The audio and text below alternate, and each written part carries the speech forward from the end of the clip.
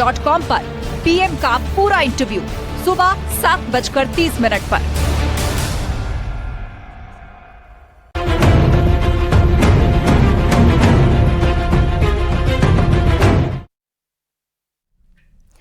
नमस्कार, मैं हूं आपके साथ मेनका चौधरी और आप देख रहे हैं हमारा खास शो। दिल्ली G20 के लिए तैयार है, लेकिन G20 समिट से पहले पीएम मोदी ने एक बड़ा इंटरव्यू दिया है।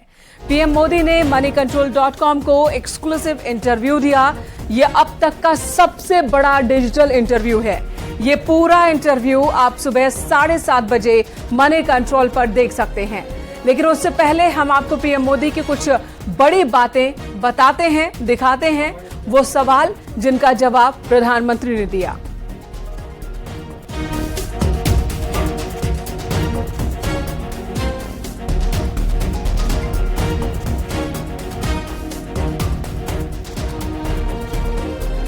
तो कल सुबह 7:30 बजे पूरा इंटरव्यू आप देख सकेंगे moneycontrol.com पर। उससे पहले इंटरव्यू के हाइलाइट्स आपको बता दें, वो सभी सवाल प्रधानमंत्री के सामने रखे गए हैं जो देश के युवाओं से जुड़े थे, जो महंगाई से, जो नीतियों से, विदेश नीतियों से जुड़े सवाल पीएम के सामने रखे गए। तो एक एक कर आपको बताते हैं वो कौन कौन से हाइलाइट्स हैं, वो कौन कौन से सवाल हैं जो प्रधानमंत्री के सामने रखे गए इंटरव्यू के दौरान, और प्रधानमंत्री ने इसका जवाब दिया।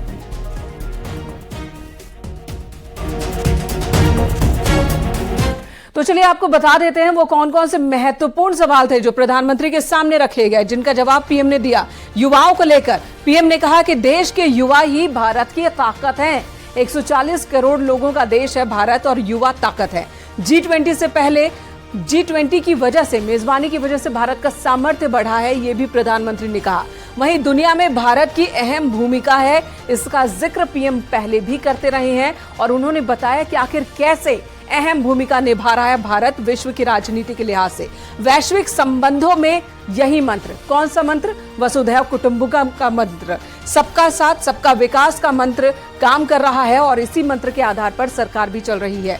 महंगाई रोकने के लिए हमने कई कदम उठाए हैं। जब महंगाई का सवाल पीएम के सामने रखा गया तो उन्होंने कहा कि हमने कई कदम उठाए। जबकि विश्व ने कोरोना का दौर देखा, पूरे विश्व में महंगाई चरम पर थी, उस वक्त भी भारत में महंगाई पर कंट्रोल करने के लिए कई बड़े फैसले लिए गए, कदम उठाए गए और महंगाई यहां पर कंट्रोल में ही रही। सभी सवालों का जवाब प्रधानमंत्री की ओर से दिया गया।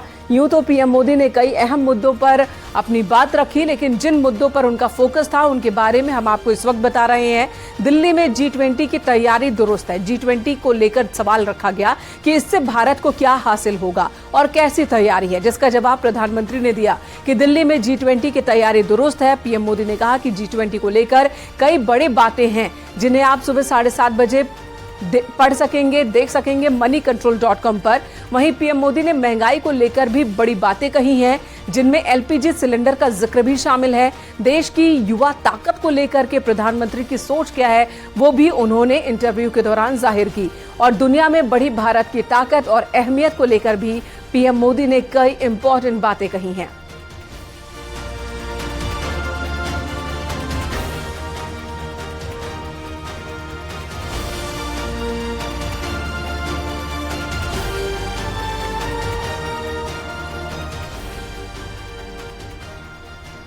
तो G20, महंगाई, युवा, विश्व पे भारत की क्या पहचान, छाप, इन सभी सवालों का पीएम ने जवाब दिया। और वहीं पर G20 से भारत को क्या हासिल हो रहा है, जब ये सवाल रखा गया तो प्रधानमंत्री ने कहा कि इससे भारत का सामर्थ्य बढ़ा है, विश्व के पटल पर भारत की साख बढ़ी है और भारत इस वक्त जो भी कदम उठाता है उसे समर्थन भी हासिल हो रहा है। सबका साथ सबका विकास का मूल मंत्र है, जो भारत सरकार का मंत्र है देश के अंदर रहने वाले लोगों के लिए भी, और यही मंत्र विश्व के लिहाज से भी है। वसुधैव कुटुंबकम जो कि थीम है इस बार G20 का, G20 जिसकी मेजबानी इस बार भारत कर रहा है। प्रधानमंत्री ने ये बड़ी बात कही कि भारत सिर्फ अपने लिए नहीं सोचता बल्कि विश्व के उन देशों के लिए भी सोचता है जो अभी विकासशील हैं, और विकासशील देशों को किस तरह से भारत का समर्थन मिल रहा है, मदद मिल रही है, इसका भी जिक्र प्रधानमंत्री ने इंटरव्यू के दौरान किया। जिस तरह से हमने भी देखा कि कोरोना काल हो या फिर उसके बाद भी कहीं पर किसी भी देश में अगर परेशानी हुई तो वहां भारत ने मदद पहुंचाई, और वो सबका साथ सबका विकास का ही मंत्र है। 9 साल में वैश्विक संबंधों का भी यही मंत्र रहा है, सबका साथ सबका विकास। दुनिया 140 करोड़ भारतीयों को आशा से देख रही है, भारत पर भरोसा जगा है विश्व का, और सिर्फ भरोसा ही नहीं बल्कि उम्मीद भी। भारत बहुत से देशों के लिए आज उम्मीद है, भारत ने बहुत से देशों को मदद पहुंचाई है। भारत के पास देने के लिए बहुत कुछ है, दवाइयां हैं, एक्सपोर्ट बाजार है और तमाम चीजें हैं विश्व को देने के लिए भारत के पास। संस्कृति का जिक्र भी प्रधानमंत्री ने कहा कि सिर्फ अर्थव्यवस्था ही नहीं, भारत की संस्कृति भी दूसरे देशों को राह दिखाने वाली है। भारत के पास देने के लिए बहुत कुछ है, ये कहना है पीएम मोदी का। पीएम मोदी ने अपने इंटरव्यू में ग्लोबल साउथ पर भी कई बड़ी बातें कही हैं। क्या बोला उन्होंने, क्या कहा उन्होंने, ये भी हम आपको बता देते हैं। उन्होंने कहा कि विकासशील देशों के हित में भारत साथ खड़ा है। इतिहास में पहली बार 3 देश एक साथ हैं। इंडोनेशिया, भारत, ब्राजील जैसे यही 3 देश विकासशील देश हैं और ये आवाज बन रहे हैं जो डेवलपिंग कंट्रीज हैं उनकी। विकासशील देशों के हित में भारत खड़ा है, उनके साथ खड़ा है, उनके मुद्दों को आवाज देता है। ग्लोबल साउथ में G20 से अलग अफ्रीकन संघ के साथ भी भारत मजबूती के साथ खड़ा है, ये भी प्रधानमंत्री ने कहा। और ये हम आपको दिखा रहे हैं कि किस तरीके से भारत की विश्व में क्या नीति है उसे लेकर प्रधानमंत्री ने कौन कौन सी बातें कही है, ये हम आपको दिखा रहे हैं। वहीं महंगाई का सवाल भी पीएम के सामने रखा गया, क्योंकि बीते दिनों हमने देखा कि विपक्ष ने किस तरह से महंगाई को मुद्दा बनाया, और महंगाई आने वाले लोकसभा चुनाव के दौरान भी एक मुद्दा हो सकता है। तो महंगाई पर क्या कहा पीएम ने? उन्होंने कहा कि भारत विकास की ओर लगातार आगे बढ़ रहा है।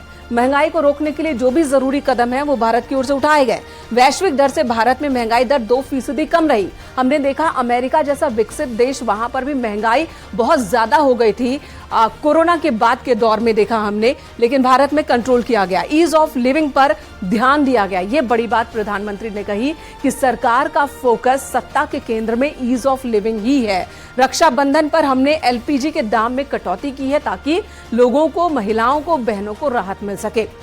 तो महंगाई के मुद्दे पर यह बयान प्रधानमंत्री की ओर से, और पहले सबसे बड़े डिजिटल इंटरव्यू में पीएम मोदी ने महंगाई को लेकर ये तमाम बातें कही हैं। वहीं फ्री बीज पॉलिटिक्स, इसकी भी चर्चा हुई।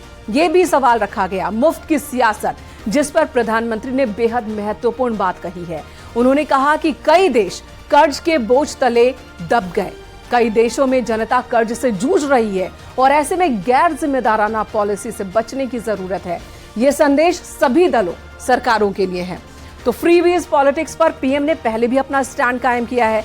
कई बार उन्होंने मुफ्त की राजनीति पर हमला किया है, और इस बार फिर जब इंटरव्यू के दौरान फ्री बीज पॉलिटिक्स को लेकर सवाल किया गया कि कई सारी चीजें, सुविधाएं तो बीजेपी सरकारों की ओर से भी जनता को मुहैया कराई जा रही है, वो भी निःशुल्क, उसमें राशन भी शामिल है जो कोरोना के दौरान शुरुआत हुई थी और अभी भी चल रही है, जिसका जवाब प्रधानमंत्री ने दिया कि फ्री बीज पॉलिटिक्स क्या है और लोगों के जीवन को सुधारने के लिए उठाए जाने वाले कदम में क्या अंतर है। गरीबों को इसकी बड़ी कीमत चुकानी पड़ती है जब फ्री बीज पॉलिटिक्स होती है।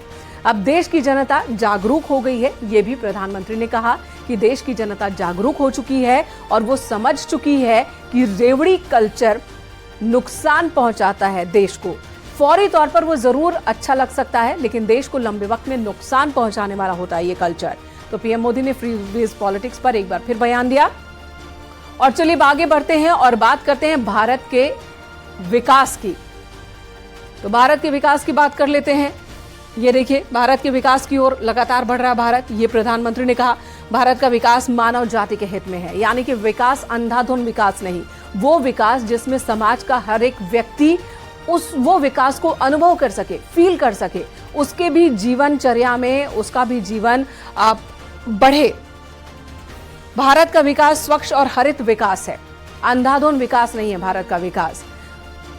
ग्लोबल साउथ के हितों में भारत का विकास छिपा है। ये भी प्रधानमंत्री ने कहा कि जीवन यापन का स्तर सुधरना चाहिए, मानव के जीवन यापन का स्तर सुधरे, ये फोकस में रखकर तब भारत विकास की ओर बढ़ रहा है, इस बात को फोकस में रखकर।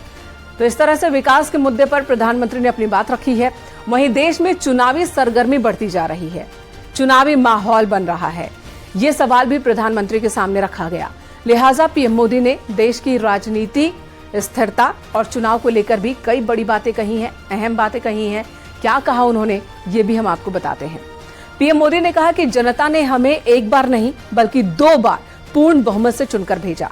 पहली बार जो बहुमत मिला वो वादों के लिए था और दूसरी बार जो बहुमत मिला है वो परफॉर्मेंस और विजन पर मिला है। यही वजह है कि राजनीतिक स्थिरता से कई सेक्टर्स में रिफॉर्म देखने को मिला। इकोनॉमी, शिक्षा, सोशल एम्पावरमेंट में रिफॉर्म हुआ है। इंफ्रा, वेलफेयर, डिलीवरी सेक्टर में भी बड़े बदलाव हुए हैं। ये प्रधानमंत्री ने कहा कि ये तभी मुमकिन है जब एक मजबूत सरकार हो केंद्र में।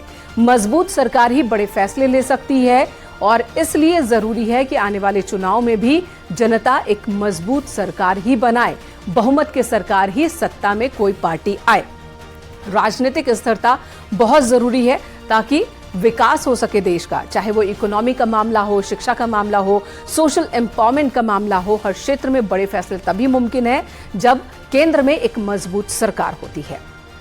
चलिए आपको बता देते हैं कि ये सभी बातें पीएम मोदी ने मनी कंट्रोल को दिए गए इंटरव्यू के दौरान कही है।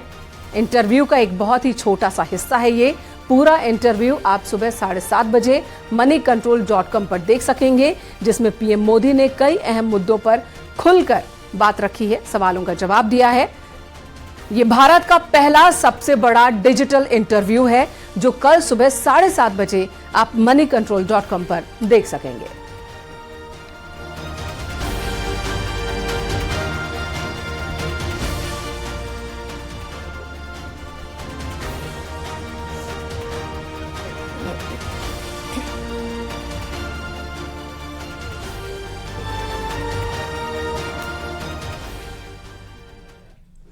और इसी बीच पीएम मोदी के साथ सीएम योगी आदित्यनाथ की बैठक खत्म हो गई है। बड़ी खबर आ रही है दिल्ली से। तकरीबन 2 घंटे तक मुलाकात हुई, दोनों के बीच ये बातचीत हुई है। बैठक के दौरान ऊर्जा एवं शहरी विकास मंत्री ए.के. शर्मा भी मौजूद रहे। अयोध्या के विकास को लेकर यहां पर मीटिंग बुलाई गई थी। पीएम मोदी के समक्ष अयोध्या कमिश्नर गौरव दयाल और डीएम नीतीश कुमार ने प्रेजेंटेशन दिया। लगभग आधे घंटे तक ये प्रेजेंटेशन चला। पीएम ने भी अयोध्या के विकास कार्यों को लेकर दिशा निर्देश दिए हैं।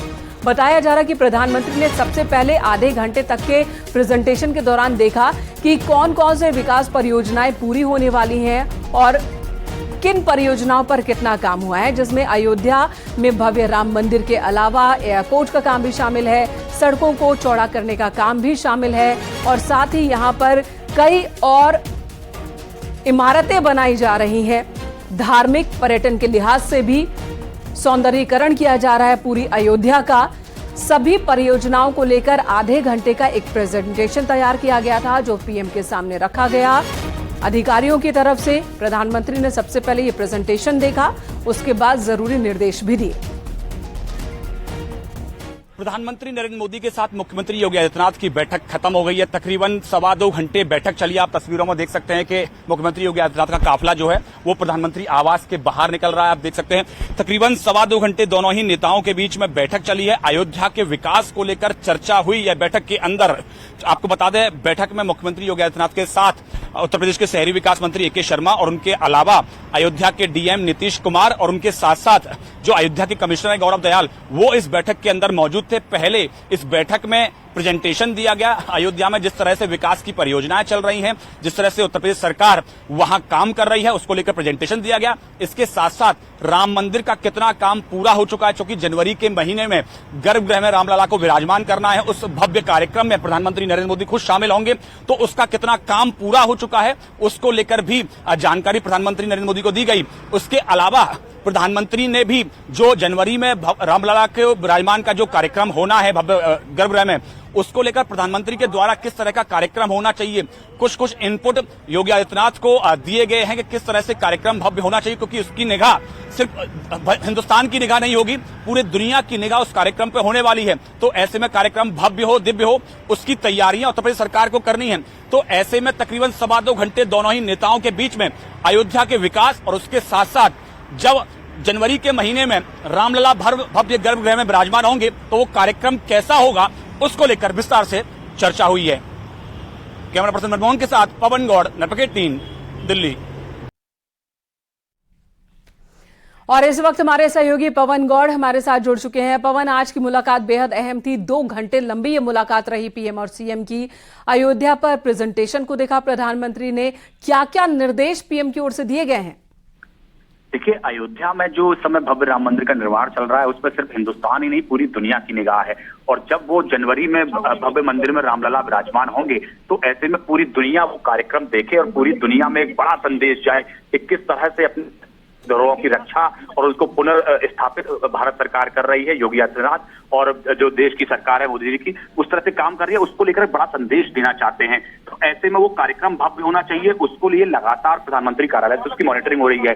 उसके अलावा अयोध्या में सिर्फ राम मंदिर नहीं है, उसके अलावा वहां का जो विस्तार है, जो विकास है, किस तरह से होना चाहिए, क्योंकि वहां जो एयरपोर्ट बन रहा है, सड़कें चौड़ी हो रही हैं, कई सारे, क्योंकि इसमें सिर्फ सांस्कृतिक पुनर्स्थापना नहीं है, इसके साथ साथ आर्थिक रूप से वहां के लोगों को कैसे समृद्ध बनाया जाए, जिस राम मंदिर निर्माण से वहां के स्थानीय लोगों को किस तरह से व्यापार में फायदा मिलेगा, उस सब को लेकर एक विस्तार से सरकार काम कर रही है। तो ऐसे में पहले सरकार के द्वारा प्रेजेंटेशन दिया गया कि कौन कौन से काम अभी परियोजनाएं वहां अयोध्या के अंदर चल रही हैं, कौन कौन सी परियोजनाओं की और शुरुआत होनी है, कहां तक कौन सी परियोजना काम पहुंच चुका है।